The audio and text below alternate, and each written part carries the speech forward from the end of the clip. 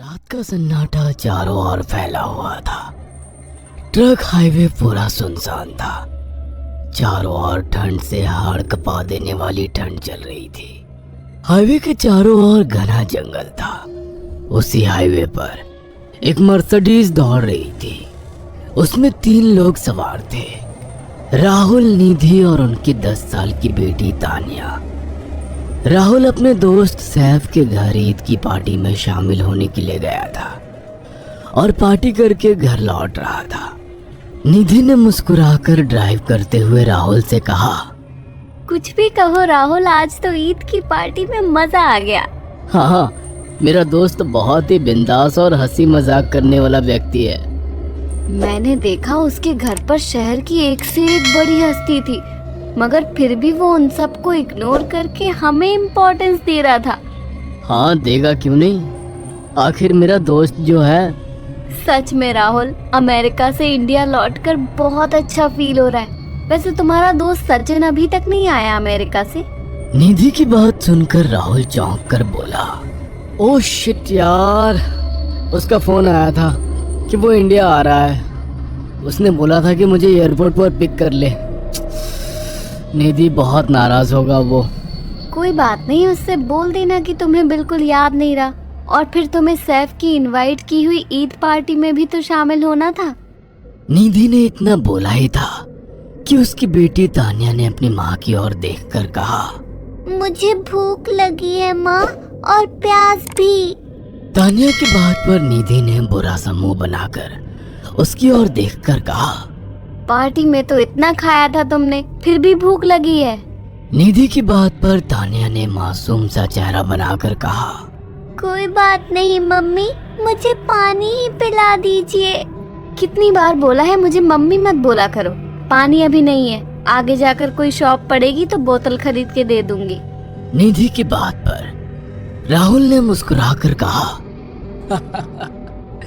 छोटी बच्ची है निधि, इतना नाराज होना सही नहीं है। राहुल ने इतना कहा ही था कि अचानक एक काली परछाई राहुल की कार के सामने आकर खड़ी हो गई। राहुल के पैर अचानक ब्रेक पर पड़ गए। गाड़ी तेज रफ्तार में थी। ब्रेक अचानक लगने से पलटते पलटते बाल बाल बची थी। राहुल के चेहरे पर भयानक ठंडी में भी पसीने की बूंद टपकने लगी। वो दोनों कार से बाहर निकल आए। निधि ने डरते हुए कहा, आखिर कौन था ये? ऐसा लगा जैसे कि कोई भयानक काली परछाई मेरे कार के सामने आकर खड़ी हो गई हो। वो दोनों काली रात के सन्नाटे में इधर उधर देखने लगे। तभी निधि को एक घने पेड़ के पास तो चमकीली हुई आंखें दिखाई दी। उसकी आंखें बिल्कुल भेड़ियों की तरह लग रही थी। निधि ने चीखते हुए राहुल से कहा, राहुल देखो कौन है वो, जल्दी से गाड़ी में बैठो, मुझे बहुत डर लग रहा है।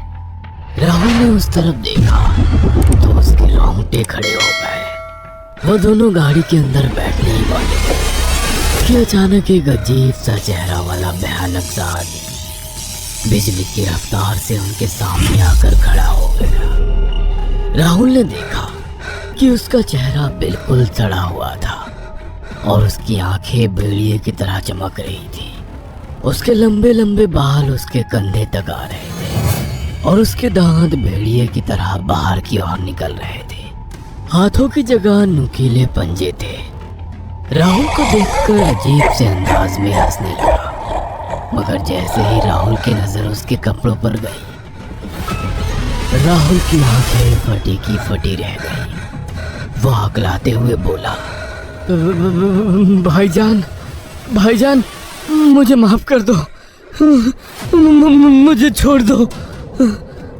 राहुल ने इतना कहा ही था कि अचानक उस अजीब से देखने वाले भयानक आदमी ने अपने पंजों से राहुल की गर्दन कसकर पकड़ ली और एक ही सेकंड में वो उखाड़ कर जमीन पर फेंक दी। राहुल के धड़ से लाल रंग का खून का फुहारा फूट पड़ा। इस भयानक मंजर को देखकर निधि के गले से एक जोरदार चीख निकल गई। निधि इससे पहले भागती कि अचानक उस भयानक दिखने वाले आदमी ने निधि को पकड़ लिया और अपने नुकीले पंजे उसके पेट में गड़ा दिए और उसकी हथेलियां बाहर निकाल दी। निधि की एक दिल दहला देने वाली चीख सन्नाटे को चीर गई। अचानक हवा का एक बवंडर उठा और वो भयानक सा दिखने वाला व्यक्ति देखते ही देखते बवंडर के साथ गायब हो गया। तानिया ने डरते डरते निधि के मोबाइल से पुलिस और सैफ को बुला लिया और कुछ ही देर में वहां चारों ओर पुलिस की गाड़ियां थी। पुलिस ने राहुल के दोनों दोस्त सैफ और सचिन को वहीं बुला लिया। इंस्पेक्टर अर्जुन ने दोनों से कहा, मैंने ऐसी हत्याएं अपने करियर में कभी पहले नहीं देखी। ये काम तो ना किसी जानवर का लगता है, ना ही किसी इंसान का। सचिन कपकपाती हुई आवाज में बोला, आप कहना क्या चाहते हैं? कुछ कह नहीं सकता। जिस किसी ने भी इन दोनों को मारा है उससे एक बात तो साबित होती है कि वो इन दोनों से हद से ज्यादा नफरत करता था। अब सारी सच्चाई तो ये बच्ची ही बता सकती है। इतना बोलकर इंस्पेक्टर अर्जुन तानिया के पास चला गया, जो बेहद डरी हुई थी। तानिया ने आंखों देखी सारी घटना इंस्पेक्टर अर्जुन को बता दी। तानिया की बात सुनकर इंस्पेक्टर अर्जुन कंफ्यूज चेहरा लेकर मोबाइल पर किसी से बात करने लगे। सचिन इंस्पेक्टर के पास आ गया और सैफ भी डरता हुआ इंस्पेक्टर अर्जुन के पास आकर बोला, क्या हुआ इंस्पेक्टर? तानिया ने क्या बताया? उसने जो बताया वो काबिले यकीन नहीं है। उसकी बात पर किसी भी तरह से यकीन नहीं किया जा सकता। फिर भी कुछ तो बताया इंस्पेक्टर। हाँ, उस बच्चे के मुताबिक एक भूत ने निधि और राहुल को बड़ी बेदर्दी से मारा है। इंस्पेक्टर की बात सुनकर दोनों बुरी तरह से चौंक गए। क्या मतलब है इस बात का? बच्ची बेहद डरी हुई है। हम आगे की तफ्तीश जारी रखेंगे। निधि और राहुल तो चले गए, अब तानिया को मैं रख लूंगा। नहीं, राहुल मेरा अच्छा दोस्त था। तानिया अब मेरे साथ रहेगी। देखिए, बच्ची के माँ बाप अब इस दुनिया में नहीं है और आप दोनों भी शादीशुदा है। मुझे नहीं लगता कि आप दोनों बच्ची की सही से देखभाल कर सकते हैं। मेरी कोई औलाद नहीं है। मैंने अपनी पत्नी को फ़ोन कर दिया है, वो भी आईपीएस ऑफिसर है। ये बच्ची आज से मेरे साथ रहेगी। उसका मासूम चेहरा मेरे दिल में उतर गया है। अब तुम दोनों जा सकते हो। पूछताछ के लिए मैं जब भी तुम्हें बुलाऊं तुम दोनों आ जाना। इंस्पेक्टर ने ये बात बोली ही थी कि अचानक वहां पर मौसम बदल गया। चारों ओर काली घटाएं छा गई और एक भयानक बवंडर उठा और देखते ही देखते सब पुलिस वालों के सामने वो भयानक चेहरे वाला आकार सबके सामने खड़ा हो गया। उसको देखकर सबके रोंगटे खड़े हो गए। देखते ही देखते उसने अपने भयानक पंजे सैफ की आंखों में डालकर उसकी आंखें निकाल ली। सैफ ने चीखते हुए वहीं दम तोड़ दिया। उस भयानक आदमी को देखकर सचिन उसके पैरों पर गिर गया। तुम तो भाईजान से कपड़े पहने हो। मैं समझ गया, तुम भाईजान हो। मुझे माफ कर दो भाईजान, मुझे यहाँ से जाने दो। मैंने कुछ नहीं किया था। वह भयानक चेहरे वाला गुर्राते हुए बोला, बता इन सबको कि ये सब इतनी भयानक मौत क्यों मरे। सचिन दौड़ता हुआ इंस्पेक्टर अर्जुन के पास गया और बोला, मैं जानता हूँ इसने इन तीनों को क्यों मारा। इसका नाम भाईजान था। जब ये जिंदा था ये किसी का भाई किसी की जान था। बहुत साल पहले ये हम सबका बहुत अच्छा गहरा दोस्त और बिजनेस पार्टनर था। ये सबकी बहुत मदद किया करता था। इसकी प्यारी सी बेटी थी तानिया, जो इस वक्त कार के अंदर बैठी हुई है। ये इसी की बेटी है। भाईजान अपने सारे पैसों से एक बहुत बड़ा हॉस्पिटल खोलना चाहता था जिससे गरीबों का मुफ्त इलाज किया जा सके, मगर हम तीनों इसके लिए तैयार नहीं थे।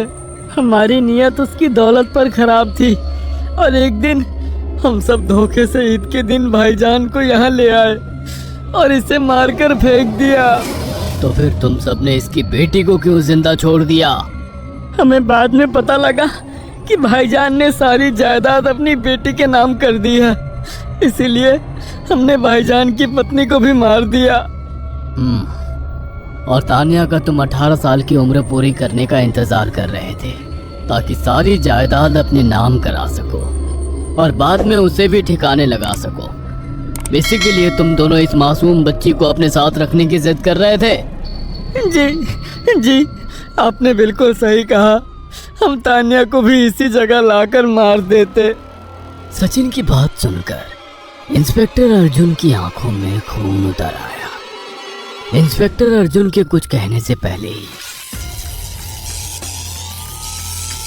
भाईजान बिजली की रफ्तार से इंस्पेक्टर अर्जुन की आंखों के सामने से सचिन को पकड़कर ले गया और उसके शरीर के टुकड़े टुकड़े कर दिए और हवा में उठे एक तेज बवंडर के साथ गायब हो गया।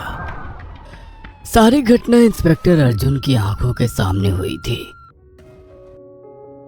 तानिया को इंस्पेक्टर अर्जुन और उसकी पत्नी ने अपनी बेटी की तरह पाला।